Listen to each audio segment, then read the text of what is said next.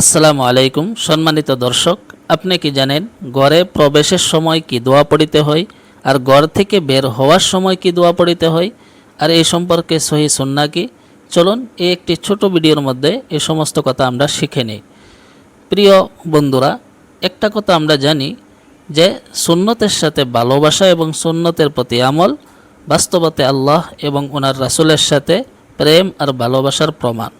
আল্লাহ আমাদেরকে সুন্নত রূপে আমল করার তৌফিক দান করুক, আমিন। চলুন শুরু করি।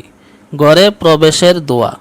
বিসমিল্লাহি ওয়ালাজনা ওয়া বিসমিল্লাহি খারাজনা ওয়া আলা রাব্বিনা তাওয়াক্কালনা। ঘর থেকে বের হওয়ার দোয়া।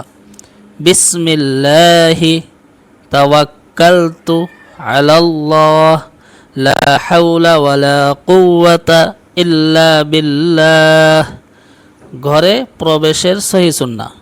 বিসমিল্লাহ বলে ঘরে প্রবেশ করা, ঘরে প্রবেশের সময় সালাম দেওয়া, ঘরে কেউ থাকুক বা না থাকুক প্রবেশের মসনুন দোয়া পড়া, ঘরে প্রবেশের পর আল্লাহর জিকির করা, পরিবারদের সদস্যকে হাসি মুখে সালাম ও শুভেচ্ছা জানানো। ঘর থেকে বের হওয়ার সহি সুন্নাহ। বের হওয়ার আগে মসনুন দোয়া পড়া, বিসমিল্লাহ বলে বের হওয়া, আল্লাহর উপর তাওয়াক্কুল করা, ডান পা আগে দিয়ে বের হওয়া, নেক ও হালাল উদ্দেশ্য ঘর থেকে বের হওয়া। Please follow and subscribe for next video. জাযাকাল্লাহ।